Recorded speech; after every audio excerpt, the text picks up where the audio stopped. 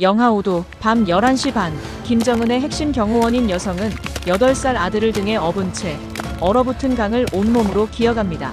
김정은 경호원 출신인 그녀였지만 이 순간만큼은 그저 아들을 살리려는 한 명의 어머니일 뿐이었습니다. 발밑에서 얼음 깨지는 소리가 들리고 저 멀리 초소불빛이 움직이기 시작하는 바로 그 순간, 과연 그녀는 어떻게 이 생사의 강을 건넜을까요? 여러분의 구독과 좋아요가 이런 진실을 세상에 알리는 힘이 됩니다. 그 모든 것은 2019년 여름 평양 창광거리에서 시작되었습니다.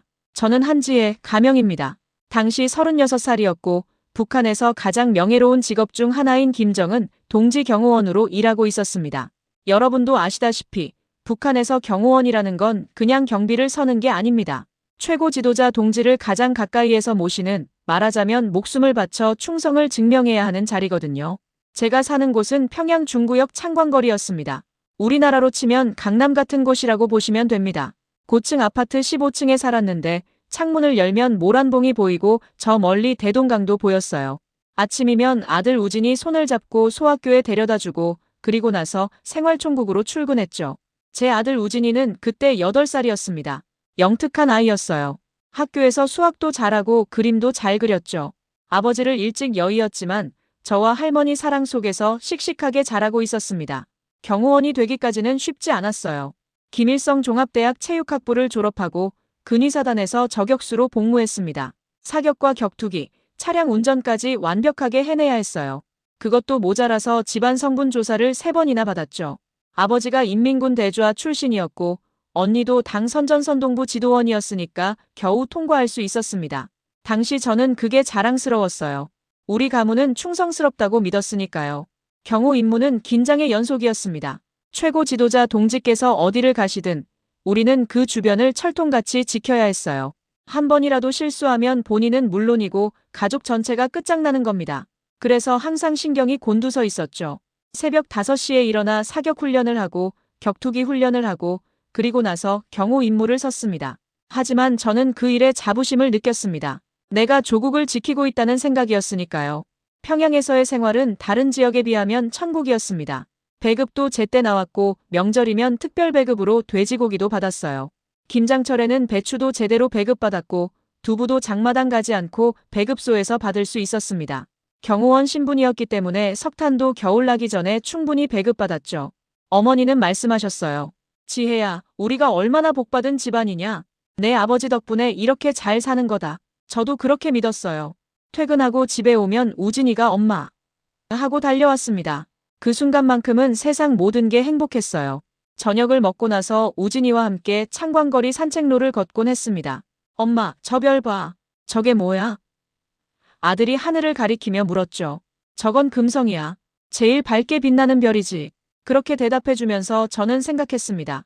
이 아이만큼은 행복하게 살게 해주고 싶다고. 하지만 그 속에서도 작은 의문들은 있었습니다. 경호 임무를 서다 보면 고위 간부들의 생활을 볼 수밖에 없거든요. 그분들이 타는 차, 입는 옷, 먹는 음식. 우리 같은 경호원들하고는 차원이 달랐어요. 한 번은 최고 위층 자제가 해외에서 명품 가방을 사온 걸 본 적이 있습니다. 그 가방 하나 값이면 우리 집 1년 식량을 살 수 있을 정도였죠. 왜 저 사람들만 저렇게 잘 살까?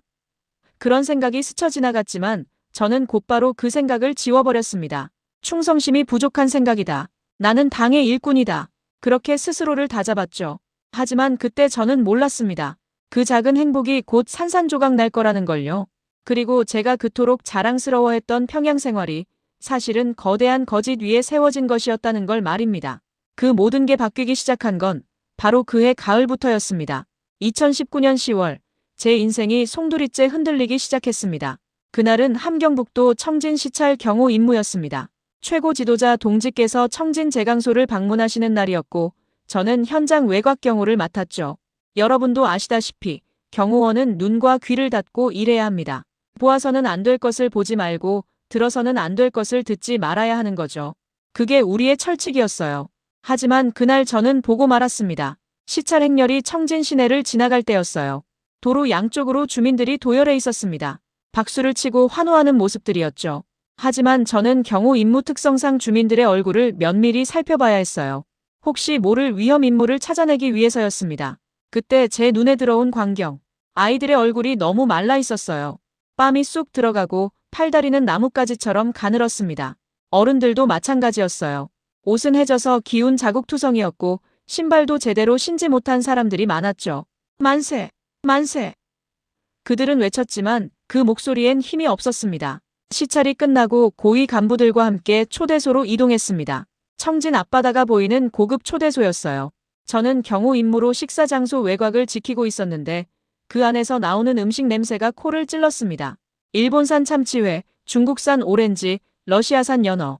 고위 간부들은 웃으며 술잔을 부딪혔어요. 오늘 주민들 환영이 대단했습니다. 역시 우리 인민은 위대합니다. 한 간부가 말했죠. 그렇습니다. 인민을 위해 더욱 헌신해야겠습니다. 다른 간부가 화답했습니다.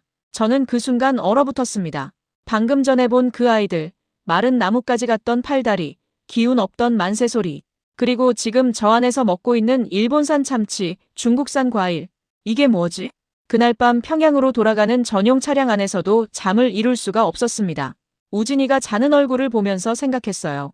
저 아이들도 누군가의 자식인데 왜 저렇게 굶주려야 하는 거지? 다음 날 어머니께 조심스럽게 물어봤습니다. 어머니, 지방은 많이 어렵답니까? 어머니는 한숨을 쉬셨어요. 지혜야, 그런 거 알려고 하지 마라. 우리는 당이 시키는 대로만 하면 되는 거야. 6.25 때도 그랬단다. 아무 말하지 말고 시키는 대로만 하면서 살아남는 게 최선이야. 어머니는 625때 어린 시절을 보내셨거든요. 그때의 기억이 평생 남아 계신 거죠. 저도 어머니 말씀을 따르려고 했습니다. 하지만 며칠 후 또 다른 일이 벌어졌습니다. 경호국 내부 회의에서였어요. 상급자가 말했습니다. 최근 함경북도 지역에서 식량 부족으로 아사자가 발생하고 있다. 하지만 이 정보는 절대 외부에 유출되어서는 안 된다. 입단속 철저히 하라. 아사자, 굶어 죽는 사람들이 생기고 있다는 겁니다. 21세기에 제가 살고 있는 이 나라에서요. 저는 그날 우진이를 안고 한참을 울었어요. 우진이가 물었습니다. 엄마, 왜 울어? 아니야, 우진아. 엄마 그냥 내가 너무 예뻐서 그래. 하지만 제 마음속에서는 다른 목소리가 들렸어요. 이건 잘못됐어. 뭔가 크게 잘못됐어. 그 무렵 경호 임무 중에 또 다른 장면을 목격했습니다. 평양 만수대 지역 시찰 때였는데 한 고위 간부의 자녀가 외제 승용차를 타고 나타났어요. 벤츠였습니다. 북한에서 벤츠를 탄다는 건 최고 위층이라는 증거죠. 그 젊은이는 명품 옷을 입고 스위스제 시계를 차고 있었어요. 나이는 20살도 안 돼 보였습니다. 옆에 있던 다른 경호원이 작은 목소리로 말했어요. 저 친구 중국 유학 다녀왔다던데 1년에 미화 10,000불씩 쓴대. 10,000불. 우리 돈으로 치면 장마당에서 쌀 1000kg을 살 수 있는 돈이었어요. 1년에요. 한 사람이요. 함경북도에서 본 그 아이들이 떠올랐습니다. 뺨이 쑥 들어가고 팔다리가 나뭇가지 같던 아이들. 10,000불이면 그 아이들 100명은 1년 동안 먹고 살 수 있을 텐데. 저는 그날 밤 처음으로 금지된 생각을 했습니다. 이 나라는 잘못됐다. 인민을 위한다는 건 거짓말이다.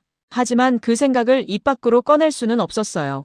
옆집 사람도 믿을 수 없고 심지어 가족조차 완전히 믿기 어려운 게 북한이었으니까요.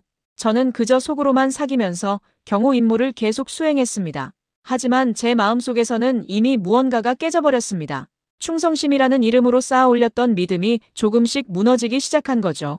그리고 그 균열은 더 크게 벌어질 운명이었습니다. 제가 완전히 절망하게 된 건 바로 그해 겨울이었습니다. 2019년 12월 어느 날 우진이가 갑자기 쓰러졌습니다. 학교에서 체육 시간에 달리기를 하다가 그대로 주저앉았다고 하더군요. 선생님이 급히 연락을 주셔서 제가 달려갔어요. 엄마, 가슴이 아파. 우진이가 힘없이 말했습니다. 얼굴이 창백했고 식은땀을 흘리고 있었죠. 저는 그 즉시 아이를 업고 평양 적십자병원으로 달려갔습니다. 의사 선생님이 청진기를 대고 진찰하더니 심각한 표정을 지었어요. 심전도 검사를 해봐야겠습니다. 검사 결과가 나오기까지 사흘이 걸렸습니다. 그 사흘 동안 저는 미칠 것 같았어요.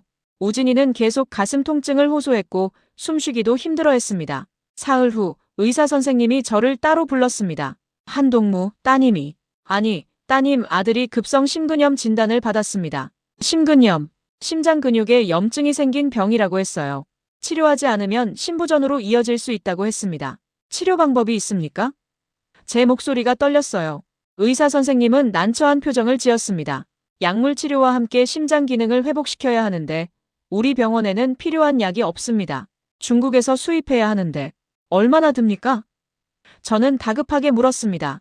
약값과 검사 비용 포함해서 미화 5,000달러 정도 될 겁니다. 5,000달러. 제 머릿속이 하얘졌습니다. 제 한 달 월급이 북한 돈으로 6,000원 정도였는데 그걸 장마당 환율로 바꾸면 미화 6달러도 안 됐거든요. 5,000달러는 저한테는 평생 모아도 불가능한 금액이었습니다. 선생님, 다른 방법은 없습니까? 제발 제 아들을 살려주세요. 저는 의사 앞에서 무릎을 꿇었습니다. 경호원이라는 자존심도 체면도 다 필요 없었어요. 제 아들만 살릴 수 있다면 뭐든 할 수 있었습니다. 의사 선생님도 안타까운 표정이었어요. 한동무, 저도 어쩔 수 없습니다. 약이 없으면 치료를 할 수가 없어요. 장마당에서 중국 브로커를 통해 구하는 방법밖에 없습니다. 저는 그날부터 미친 사람처럼 돈을 구하러 다녔습니다. 언니에게 빌리고 어머니가 평생 모아둔 돈도 다 꺼냈어요. 제 금반지, 금목걸이까지 다 팔았습니다. 하지만 모아봐야 미화 800달러 정도였어요. 5,000달러에는 한참 모자랐죠. 그 무렵 우진이는 더 악화됐습니다. 조금만 움직여도 숨이 차서 계단도 제대로 오르지 못했어요. 밤마다 가슴 통증으로 잠을 설쳤습니다. 엄마 아파. 가슴이 너무 아파. 아이가 울면서 말했어요. 저는 우진이를 안고 밤새 울었습니다. 미안해, 우진아. 엄마가 무능해서 미안해. 어느 날 경호국 선배가 저를 조용히 불러냈습니다. 지혜야, 요즘 안색이 안 좋은데 무슨 일 있어? 저는 참았던 이야기를 털어놨어요. 선배는 한숨을 쉬었습니다. 그래서 얼마나 모았는데? 800달러요. 5,000달러가 필요하다며? 그럼 4,200달러가 부족하네. 선배가 조심스럽게 말했어요. 지혜야, 내가 방법을 하나 알려줄게. 하지만 절대 안전한 방법은 아니야. 뭔데요? 경호 임무 중에 알게 된 정보를 파는 거야. 고위 간부들 동선, 회의 내용 같은 거. 중국 쪽 브로커들이 돈을 줘. 저는 순간 망설였습니다. 그건 국가 기밀 유출이었어요. 걸리면 총살입니다. 하지만 우진이 얼굴이 떠올랐어요. 창백한 얼굴로 엄마 아파하던 모습. 알려주세요. 어떻게 하면 되는지. 저는 그날부터 평생 해본 적 없는 일을 시작했습니다. 밀거래였죠. 장마당에서 중국 브로커를 만나 정보를 팔았어요. 고위 간부들의 일정, 회의 내용 같은 것들요. 물론 엄청난 위험이었습니다. 하지만 그렇게 모은 돈이 1,500달러였어요. 여전히 부족했습니다. 2,700달러가 더 필요했죠. 그 무렵 제 머릿속에 작년에 목격했던 장면이 떠올랐습니다. 고위 간부 자녀의 해외 유학비, 1년에 10,000불. 벤츠를 타고 다니는 젊은이, 명품 옷과 스위스제 시계. 왜 저 사람들은 1년에 10,000불을 쓰면서 내 아들은 5,000달러 치료비가 없어서 죽어가야 하는 거야? 분노와 절망이 뒤섞였습니다. 저는 그때 깨달았어요. 이 나라는 진짜 잘못됐다고. 인민을 위한다는 건 다 거짓말이었다고. 어느 날 밤 우진이가 갑자기 호흡곤란을 일으켰습니다. 급히 병원 응급실로 실려갔고 의사들이 응급처치를 했어요. 다행히 의식은 돌아왔지만 담당 의사가 저를 복도로 불러냈습니다. 한동무, 솔직히 말씀드리겠습니다. 따님 아들, 이대로는 1년을 못 넘깁니다. 반드시 약을 구해야 합니다. 1년. 1년이라고요? 그 말을 듣는 순간 제 다리에 힘이 풀렸습니다. 복도 벽에 기대서 주저앉았죠. 하늘이 노래지는 것 같았어요. 그날 밤 저는 결심했습니다. 더 이상 기다릴 수 없다고. 이 나라에 있으면 제 아들은 죽습니다. 하지만 남한으로 가면 살 수 있을지도 몰라요. 언니가 예전에 조심스럽게 했던 말이 떠올랐습니다. 남조선에는 의료 시스템이 잘 돼 있다던데. 돈 없어도 치료받을 수 있다고 들었어. 저는 그날 밤 생애 처음으로 금지된 결심을 했습니다. 이 나라를 떠나자. 아들을 살리기 위해서라면 뭐든 하자. 2020년 2월, 저는 마침내 돌이킬 수 없는 결정을 내렸습니다. 우진이의 상태는 점점 더 나빠지고 있었어요. 약 없이 버틴 지 벌써 2달이 넘었습니다. 아이는 이제 혼자 걷는 것조차 힘들어했죠. 학교도 못 가고 집에만 누워 있었어요. 어머니와 저는 번갈아가며 우진이를 돌봤지만 의사 선생님은 매번 같은 말만 했어요. 약이 없으면 어쩔 수 없습니다. 저는 탈북을 결심하고 나서 가장 먼저 한 일이 정보 수집이었습니다. 경호원이라는 신분이 이때는 오히려 도움이 됐어요. 국경 경비에 대한 정보, 탈북 루트, 중국 쪽 브로커 연락처 같은 것들을 알아낼 수 있었거든요. 경호 임무 중에 국경경비대 간부를 만날 기회가 있었습니다. 저는 조심스럽게 물었어요. 동무, 요즘 두만강 쪽 경비가 어떻습니까? 그는 술 한잔하면서 털어놨죠. 예전보다 느슨해졌어. 병사들 월급도 안 나오니까 뇌물 먹고 눈 감아주는 경우도 있고. 그 말을 듣고 저는 희망을 느꼈어요. 불가능한 일은 아니구나. 하지만 동시에 두려웠습니다. 경호원 신분으로 탈북한다는 건 잡히면 고문당하고 공개 처형당하는 거였으니까요. 게다가 제 가족들도 연좌제로 끌려갈 겁니다. 어머니께는 차마 말씀드릴 수 없었어요. 대신 조심스럽게 떠보기만 했습니다. 어머니, 만약에 말이에요. 만약에 우진이를 살릴 수 있는 방법이 있다면 어떤 위험을 감수하더라도 해야 하지 않을까요? 어머니는 제 손을 꼭 잡으셨어요. 지혜야, 내가 무슨 생각을 하는지 알 것 같다. 하지만 조심해라. 이 나라에서는 생각만 해도 죄가 된단다. 어머니는 아셨던 거예요. 제가 무슨 생각을 하고 있는지. 저는 장마당에서 브로커를 만났습니다. 중국 쪽과 연결된 사람이었어요. 남한까지 가려면 얼마가 필요합니까? 그는 주위를 살피더니 작은 목소리로 말했죠. 일단 중국 넘어가는데 미화 500달러. 그 다음 중국에서 남한 대사관까지 가는데 2,500달러. 총 3,000달러 정도요. 3,000달러. 저는 지금까지 모은 돈이 2,300달러 정도였어요. 여전히 700달러가 부족했지만 계속 모으기로 했습니다. 그 과정에서 제일 힘들었던 건 죄책감이었습니다. 저는 경호원이에요. 최고 지도자를 지키는 사람이 국가를 배신하다니. 하지만 저는 제 아들을 선택했습니다. 체제보다 충성심보다 제 아들의 생명이 더 소중했으니까요. 2020년 3월, 저는 드디어 필요한 돈을 다 모았습니다. 마지막 700달러는 제가 아끼던 아버지 유품인 손목시계를 팔아서 마련했어요. 아버지, 미안합니다. 하지만 손주를 살려야 합니다. 그리고 브로커와 최종 약속을 잡았어요. 2020년 4월 10일 함경북도 온성 쪽 두만 강변에서 만나자. 그날이 바로 제 인생이 바뀌는 날이 될 거였습니다. 출발 전날 밤, 저는 아버지 묘소에 갔습니다. 묘 앞에 무릎을 꿇고 말했어요. 아버지, 불효자 지혜입니다. 저 이제 이 땅을 떠납니다. 우진이를 살리기 위해서입니다. 용서해 주세요.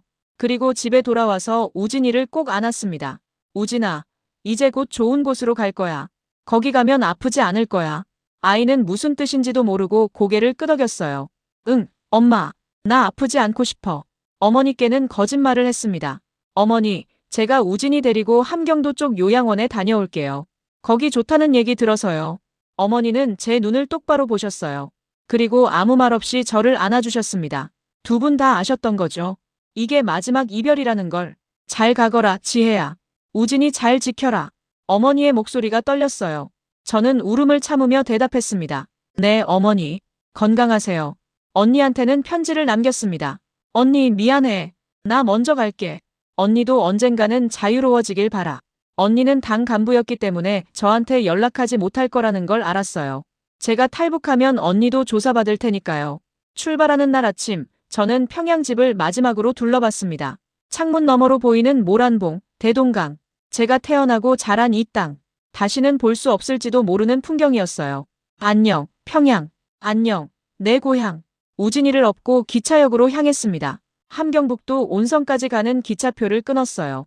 경호원 신분증 때문에 검문 없이 통과할 수 있었죠. 기차 안에서 저는 계속 생각했습니다. 과연 내 선택이 맞는 걸까? 만약 실패하면. 하지만 돌아갈 수는 없었어요. 이미 다리는 끊었고 앞으로 갈 수밖에 없었습니다. 기차가 온성역에 도착했을 때 저는 마지막으로 하늘을 올려다봤습니다. 하늘에 계신 아버지, 제발 저희를 지켜주세요. 우진이만이라도 살려주세요. 그리고 저는 우진이를 꼭 안고 두만강을 향해 걸어갔습니다. 이제 돌이킬 수 없는 강을 건너야 할 시간이었습니다. 2020년 4월 10일 밤 11시. 제 인생에서 가장 긴 밤이 시작됐습니다. 온성 쪽 두만 강변은 칠흑같이 어두웠어요. 달도 없는 밤이었죠. 저는 우진이를 업고 강두 끝 숲속에 숨어서 브로커를 기다렸습니다. 4월의 함경도는 여전히 추웠어요. 영하 5도였는데 바람까지 불어서 체감 온도는 영하 10도는 됐을 겁니다. 우진이가 제 등에서 떨면서 말했어요. 엄마, 추워. 저는 제 외투를 벗어서 아들을 감싸줬습니다. 조금만 참아, 우진아. 곧 따뜻한 곳으로 갈 거야. 하지만 사실 저도 추위에 떨고 있었어요. 경호원 훈련으로 단련된 몸이었지만 이 정도 추위는 견디기 힘들었습니다. 11시 30분쯤 멀리서 희미한 불빛이 보였어요. 손전등을 3번 깜빡이는 신호. 브로커였습니다. 저도 손전등으로 2번 깜빡여 답신을 보냈죠. 그 사람이 다가왔어요. 한동무. 저는 고개를 끄덕였습니다. 네, 맞습니다. 그는 주위를 살피더니 빠르게 말했어요. 지금부터 제 말에 절대 복종하세요. 한 번이라도 실수하면 우리 모두 죽습니다. 그는 저를 강가로 안내했습니다. 두만강이 눈앞에 펼쳐졌어요. 강물은 일부 얼어 있었지만 곳곳에 얼음이 깨진 곳도 보였습니다. 저기 보이는 얼음 위로 건너가야 합니다. 하지만 조심하세요. 얼음이 얇은 곳도 있으니까. 저는 우진이를 더 꽉 안았어요. 우진아, 엄마가 업고 갈 테니까 절대 소리 내면 안 돼. 알았지? 아이는 고개를 끄덕였습니다. 겨우 8살이었지만 상황이 심각하다는 걸 느낀 거죠. 우리는 강 쪽으로 내려갔습니다. 그런데 바로 그때였어요. 멀리서 불빛이 보였습니다. 국경 초소였어요. 순찰대가 이쪽으로 오고 있었던 겁니다. 브로커가 급히 속삭였어요. 엎드려요. 움직이지 마세요. 저는 우진이를 안고 땅바닥에 엎드렸습니다. 눈 덮인 땅이 차가웠지만 숨도 크게 쉬지 않았어요. 순찰대의 불빛이 점점 가까워졌습니다. 병사 2명이 바로 우리 근처까지 왔어요. 그들의 목소리가 들렸습니다. 요즘 탈북자들이 이 루트를 많이 쓴다던데. 그래? 그럼 잘 살펴봐야겠네. 제 심장이 터질 듯이 뛰었어요. 만약 발각되면 끝입니다. 경호원 신분으로 탈북하다 잡히면 즉석에서 총살당할 수도 있었죠. 바로 그때 우진이가 기침을 하려고 했어요. 저는 재빨리 우진이 입을 막았습니다. 아이가 숨을 쉬지 못해 몸부림쳤지만 저는 놓을 수 없었어요. 미안해, 우진아. 엄마 미안해. 마음속으로 울면서 아들의 입을 막았습니다. 다행히 순찰대는 우리를 발견하지 못했어요. 그들은 담배를 한 대 피우고는 다른 쪽으로 갔습니다. 저는 그제야 우진이 입에서 손을 뗐어요. 아이가 헐떡이며 숨을 몰아쉬었습니다. 엄마, 숨이. 저는 아들을 꼭 안으며 눈물을 흘렸어요. 미안해, 우진아. 정말 미안해. 하지만 우리 살아야 해. 순찰대가 완전히 사라지자 브로커가 신호를 보냈습니다. 지금이에요. 빨리 가야 합니다. 저는 우진이를 업고 강 쪽으로 뛰어갔어요. 얼음 위에 발을 디는데 미끄러웠습니다. 경호원 훈련 때 배운 균형 감각을 총동원해서 조심조심 걸었죠. 강 중간쯤 왔을 때 갑자기 발밑에서 얼음 깨지는 소리가 났어요. 찰컥. 제 왼쪽 다리가 물속으로 빠졌습니다. 얼음물이 무릎까지 차올랐어요. 너무 차가워서 감각이 사라졌습니다. 한동무, 조심하세요. 브로커가 뒤에서 소리쳤어요. 저는 온 힘을 다해 다리를 빼냈습니다. 신발은 물에 젖어서 얼어붙기 시작했지만 멈출 수 없었어요. 계속 앞으로 나아갔습니다. 우진이가 제 귓가에 대고 울먹이며 말했어요. 엄마, 무서워. 저는 아들을 다독였습니다. 괜찮아, 우진아. 엄마가 있잖아. 조금만 더 가면 돼. 드디어 강 반대편, 중국 땅에 발을 디뎠습니다. 그 순간 저는 무릎을 꿇었어요. 긴장이 풀리면서 온몸에 힘이 빠졌습니다. 해냈다. 우리 해냈어. 하지만 기뻐할 시간은 없었어요. 브로커가 재촉했습니다. 아직 끝난 게 아닙니다. 빨리 이동해야 해요. 중국 공안이 순찰 돌거든요. 우리는 중국 쪽 숲속으로 들어갔습니다. 어둠 속에서 1시간 정도 걸었을까요? 드디어 작은 마을이 보였어요. 브로커가 한 집 앞에서 멈췄습니다. 여기서 하룻밤 쉬세요. 내일 연길로 이동할 겁니다. 문이 열리고 조선족 아주머니가 나왔어요. 어서 오세요. 힘드셨죠? 그분은 저희를 안으로 안내했습니다. 따뜻한 방에 들어가자 그제야 울음이 터졌어요. 살았다는 안도감, 두려움, 죄책감. 그 모든 감정이 한꺼번에 쏟아졌습니다. 우진이를 내려놓고 보니 아이는 이미 지쳐서 잠들어 있었어요. 창백한 얼굴로 숨을 몰아쉬는 아들을 보면서 저는 다짐했습니다. 꼭 살려줄게, 우진아. 엄마가 반드시 널 살려줄 거야. 그날 밤 저는 창밖을 바라봤습니다. 저 멀리 두만강 너머 북한 땅이 보였어요. 제가 나고 자란 곳, 제 부모님과 언니가 있는 곳, 다시는 돌아갈 수 없는 땅. 어머니, 언니 미안해요. 그리고 안녕. 저는 조용히 작별 인사를 했습니다. 하지만 아직 끝이 아니었습니다. 중국에서의 또 다른 시련이 기다리고 있었으니까요. 두만강을 건넌 다음 날 저는 자유를 얻었다고 생각했습니다. 하지만 그건 착각이었어요. 연길로 이동한 저희는 조선족 마을에 숨어 지냈습니다. 브로커가 연결해준 한 조선족 가족이 저희를 받아줬죠. 박철수 씨와 그 가족이었어요. 우리도 같은 핏줄 아닙니까? 도와드려야죠. 박 씨는 그렇게 말하며 저희에게 방 한 칸을 내줬습니다. 하지만 그곳에서의 생활은 북한보다 더 무서웠어요. 왜냐하면 중국 공안에게 잡히면 북한으로 강제 송환되거든요. 그럼 저는 경호원 출신 탈북자로 공개 처형당할 겁니다. 우진이도 정치범수용소로 보내질 거고요. 그래서 저는 절대 밖에 나갈 수 없었습니다. 아침부터 저녁까지 방 안에만 갇혀 지냈어요. 우진이도 마찬가지였죠. 엄마, 나 밖에 나가고 싶어. 아들이 울먹였지만 저는 안 된다고 했습니다. 우진아, 조금만 참아. 우리 곧 좋은 곳으로 갈 거야. 문제는 우진이의 병이었습니다. 중국에 와서도 약을 구할 수가 없었어요. 중국 병원에 가려면 신분증이 필요한데 저희는 불법 체류자였거든요. 병원에 가는 순간 공안에 신고당할 위험이 컸습니다. 박 씨가 중국인 친구를 통해 약을 구해주려고 했지만 심장병 치료제는 처방전 없이는 살 수 없었어요. 한 씨, 미안합니다. 제가 할 수 있는 게 이것밖에. 박 씨는 해열제와 영양제만 가져다 줬습니다. 하지만 그걸로는 우진이를 살릴 수 없었어요. 우진이는 점점 더 약해졌습니다. 밥을 먹어도 토했고 하루 종일 누워만 있었죠. 제 품에 안겨서 엄마 아파하고 울었습니다. 저는 아들을 안고 밤새 울었어요. 우진아, 조금만 더 버텨. 제발 조금만 더. 그 무렵 저는 생계를 위해 일을 시작했습니다. 박 씨가 운영하는 식당에서 몰래 설거지 일을 했어요. 아침 5시부터 밤 10시까지 일했습니다. 하루 종일 서서 일하니까 다리가 퉁퉁 부었지만 돈을 벌어야 했어요. 남한으로 가려면 아직도 브로커 비용이 필요했으니까요. 일하면서 제일 힘들었던 건 중국어를 못한다는 거였어요. 손님들이 뭐라고 하면 알아듣지 못해서 박 씨 부인이 통역을 해줘야 했죠. 그럴 때마다 제가 얼마나 무력한 존재인지 느꼈습니다. 북한에서는 경호원이었는데 여기서는 중국어 한마디 못하는 불법 체류자일 뿐이었어요. 어느 날 저녁 식당에 공안이 들이닥쳤습니다. 불법 체류자 단속이었어요. 모두 신분증 검사. 저는 그 순간 얼어붙었습니다. 주방 뒤쪽으로 숨었지만 심장이 터질 듯이 뛰었어요. 만약 잡히면 끝입니다. 박 씨가 재빨리 대응했어요. 여긴 다 합법 노동자들입니다. 신분증 여기 있습니다. 그는 미리 준비해둔 서류들을 보여줬죠. 공안들이 서류를 확인하고는 나갔습니다. 저는 그제야 숨을 쉴 수 있었어요. 하지만 그날 이후로 저는 더 조심해야 했습니다. 공안 단속이 자주 있다는 걸 알았거든요. 박 씨가 말했어요. 한 씨, 이러다간 언젠가 잡힐 겁니다. 빨리 남한으로 가야 해요. 저도 알고 있었습니다. 중국에서 계속 숨어 지낼 수는 없다는 걸요. 게다가 우진이는 점점 더 위독해지고 있었어요. 하루는 아침에 우진이를 깨우는데 아이가 일어나지 못했습니다. 엄마, 일어날 수가 없어. 저는 그때 결심했어요. 더 이상 기다릴 수 없다고. 당장 남한으로 가야 한다고. 브로커한테 연락했습니다. 빨리 남한으로 보내주세요.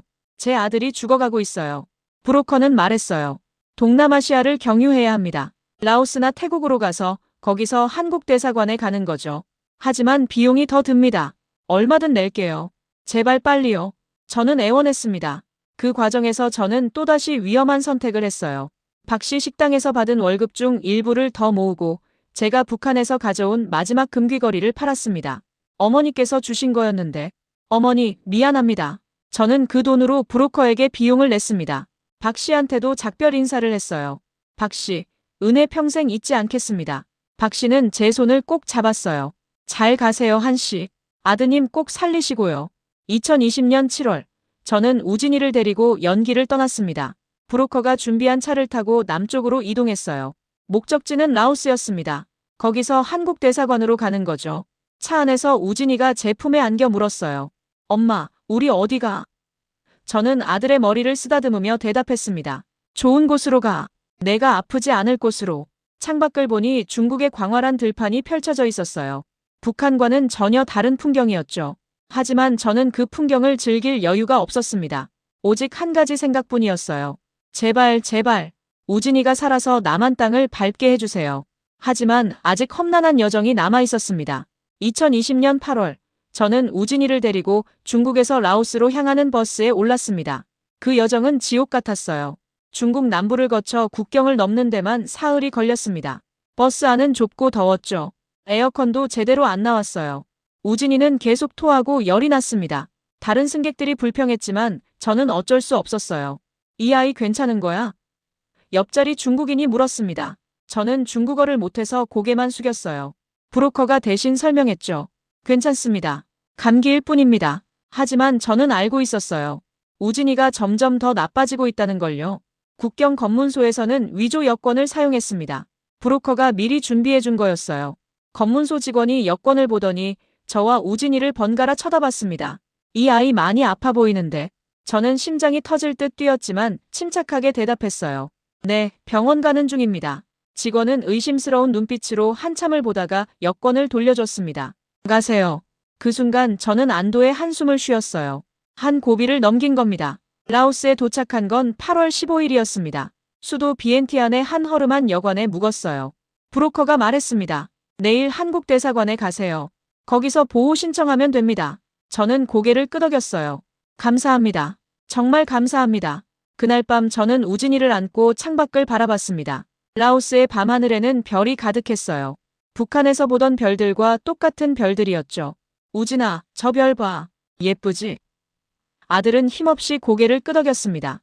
응, 예뻐. 내일이면 우리 안전한 곳으로 갈 수 있어. 조금만 더 버텨줘. 저는 아들에게 속삭였어요. 하지만 우진이는 대답하지 못했습니다. 너무 약해져 있었거든요. 다음 날 아침, 저는 우진이를 업고 한국 대사관으로 향했습니다. 택시를 타고 가는데 운전기사가 영어로 물었어요. Where are you from? 저는 영어도 못했지만 간신히 대답했습니다.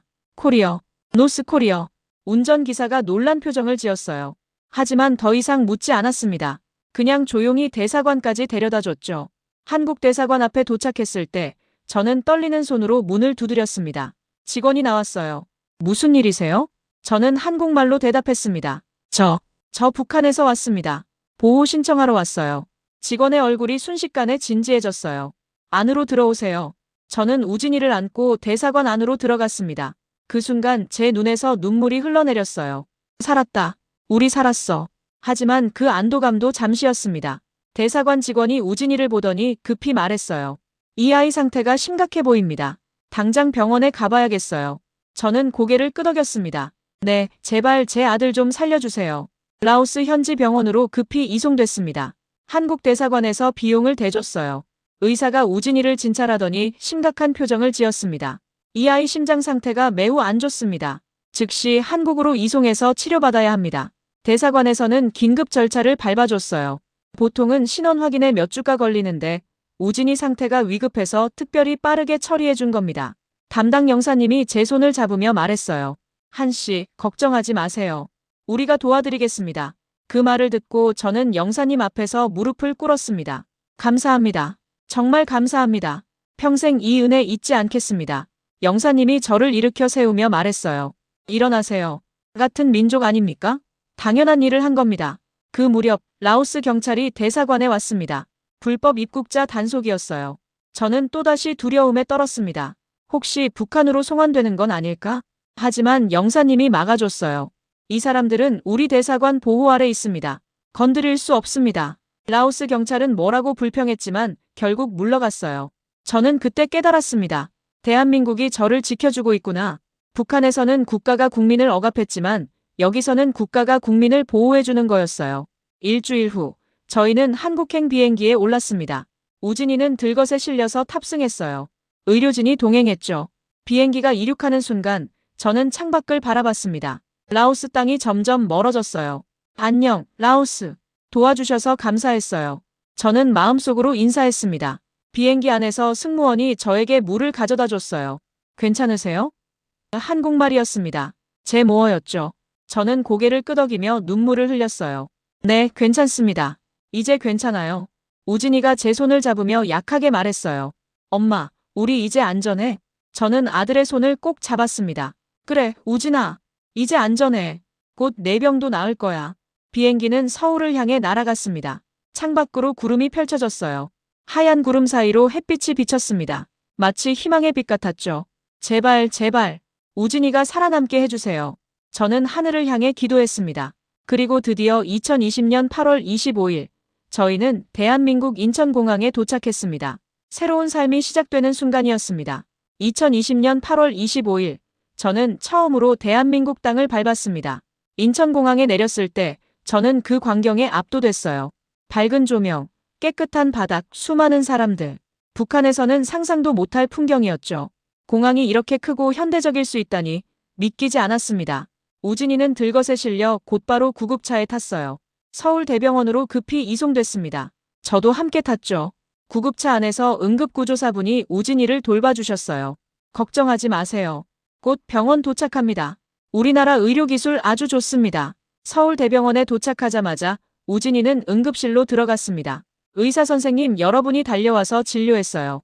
그 모습을 보면서 저는 눈물을 흘렸습니다. 북한에서는 약 한 알 구하기도 힘들었는데 여기서는 이렇게 많은 의료진이 제 아들을 살리려고 애쓰고 있었으니까요. 담당 의사 선생님이 저를 면담실로 불렀습니다. 어머니, 따님, 아들 상태가 매우 위중합니다. 하지만 최선을 다하겠습니다. 심근염 치료에는 시간이 걸리지만 우리나라 의료기술이라면 충분히 가능합니다. 선생님, 치료비는 얼마나 드나요?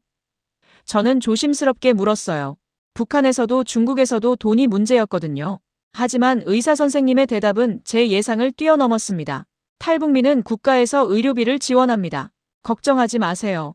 그 말을 듣는 순간 저는 그 자리에서 주저앉았어요. 정말요? 정말인가요? 네, 정말입니다. 치료에만 집중하세요. 저는 그날 밤 병원 복도에서 한참을 울었습니다. 기쁨의 눈물이었어요. 제 아들을 살릴 수 있다는 희망. 그리고 이 나라가 저희를 외면하지 않는다는 안도감. 그 모든 감정이 한꺼번에 쏟아졌습니다. 우진이는 곧바로 치료를 시작했어요. 힘든 과정이었지만 아이는 잘 견뎌냈습니다. 의사 선생님들이 24시간 돌봐주셨고 간호사분들도 우진이를 친아들처럼 챙겨주셨죠. 우진아, 힘내. 우리 왕자님 할 수 있어. 간호사분들의 응원에 우진이는 조금씩 웃음을 되찾았습니다. 그 사이 저는 하나원에서 정착 교육을 받았어요. 하나원은 탈북민들이 한국 사회에 적응하도록 돕는 곳이었습니다. 거기서 저는 많은 것을 배웠어요. 한국의 문화, 제도, 생활 방식, 북한과는 완전히 달랐죠. 제일 놀라웠던 건 편의점이었어요. 24시간 운영되고 온갖 물건이 다 있었습니다. 라면, 김밥, 음료수, 과자. 그것도 아무 때나 살 수 있다는 게 신기했어요. 북한에서는 배급을 기다려야 했는데 여기서는 돈만 있으면 언제든 살 수 있었거든요. 마트에 처음 갔을 때는 정말 충격이었습니다. 물건이 넘쳐났어요. 고기, 생선, 야채, 과일. 종류도 어마어마하게 많았죠. 사과만 해도 5가지 종류가 있었어요. 이게 다 진짜인가요? 저는 하나원 선생님께 물었습니다. 네, 다 진짜예요. 사고 싶은 거 고르세요. 저는 그날 장을 보면서 또 울었어요. 이렇게 풍요로운 나라가 있다니. 북한에서는 평생 꿈도 못 꿀 일이었거든요. 인터넷도 배웠습니다. 컴퓨터로 뭐든 찾아볼 수 있다는 게 신기했어요. 저는 북한 소식을 검색해봤습니다. 김정은 동향, 북한 경제 상황, 탈북자 증언. 그 모든 정보가 자유롭게 공개돼 있었어요. 북한에서는 절대 볼 수 없는 내용들이었죠. 이게 자유구나. 저는 깨달았습니다. 알고 싶은 걸 마음대로 찾아보고 말하고 싶은 걸 자유롭게 말할 수 있는 것. 그게 바로 자유였어요. 2021년 봄, 우진이가 드디어 퇴원했습니다. 치료를 잘 견뎌내서 심장 기능이 많이 회복됐어요. 의사 선생님이 말씀하셨죠. 축하합니다. 우진이 이제 건강해졌어요. 저는 의사 선생님 손을 붙잡고 눈물을 흘렸습니다. 감사합니다. 정말 감사합니다. 선생님이 제 아들 목숨을 살려주셨어요. 우진이와 함께 병원 밖으로 나왔을 때 봄꽃이 만개해 있었어요. 벚꽃이 바람에 날리는 모습이 아름다웠죠. 엄마, 꽃 예쁘다. 우진이가 활짝 웃으며 말했어요. 그 웃음을 보면서 저는 다짐했습니다. 잘 왔어. 정말 잘 왔어. 저는 정착금으로 작은 원룸을 얻었어요. 서울 외곽이었지만 저희에게는 천국 같았습니다. 깨끗한 집, 따뜻한 온돌, 24시간 나오는 수돗물. 북한에서는 꿈도 못 꿀 환경이었죠. 수도꼭지를 틀면 뜨거운 물이 나온다는 게 얼마나 신기했는지 몰라요. 북한에서는 겨울에 물조차 얼어붙어서 나오지 않았거든요. 우진이는 초등학교에 입학했습니다. 처음에는 적응이 힘들었어요. 말투가 다르고 배운 내용도 달랐거든요. 하지만 담임 선생님과 친구들이 잘 도와줬어요. 우진아, 우리가 도와줄게. 친구들의 손을 잡고 학교 생활을 하는 우진이를 보면서 저는 정말 행복했습니다. 저도 일을 시작했어요. 처음에는 식당에서 설거지 일을 했습니다. 나중에는 제빵 기술을 배워서 빵집에서 일했죠. 돈은 많지 않았지만 저희 모자가 살기에는 충분했어요. 하지만 그리움도 있었습니다. 북에 둔 어머니와 언니가 보고 싶었어요. 밤마다 꿈에서 어머니를 봤습니다. 지혜야, 잘 지내니? 꿈속에서 어머니가 물으시면 저는 울면서 대답했어요. 네, 어머니. 저 잘 지내요. 우진이도 건강해졌어요. 통일이 되면 고향을 다시 밟고 싶습니다. 평양 창광거리, 모란봉, 대동강. 제가 나고 자란 그곳을 우진이에게 보여주고 싶어요. 우진아, 여기가 엄마 고향이야. 예쁘지? 그렇게 말할 수 있는 날이 오길 간절히 바랍니다. 우리 세대에는 통일을 봤으면 좋겠어요. 남과 북이 하나 되어서 자유롭게 오가며 살 수 있는 날 말이에요. 그때가 되면 저는 어머니 산소에 가서 말씀드리고 싶습니다. 어머니, 제가 잘 살고 있어요. 우진이도 건강해요. 이제 걱정 마세요. 여러분, 자유는 공짜가 아닙니다. 저는 목숨을 걸고 두만강을 건넜어요. 중국에서 숨어 지냈고 라오스를 거쳐 여기까지 왔습니다. 그만큼 자유는 소중한 겁니다. 그리고 이 자유는 여러분의 것이기도 합니다. 부디 소중히 여기시고 감사하며 사시길 바랍니다. 제가 평생 꿈꿔온 자유를 여러분은 이미 가지고 계시니까요. 마지막으로 북한에 계신 어머니, 언니에게 이 말을 전하고 싶습니다. 어머니, 언니 사랑해요. 꼭 다시 만나요. 통일이 되는 그날까지 건강하게 계세요. 감사합니다.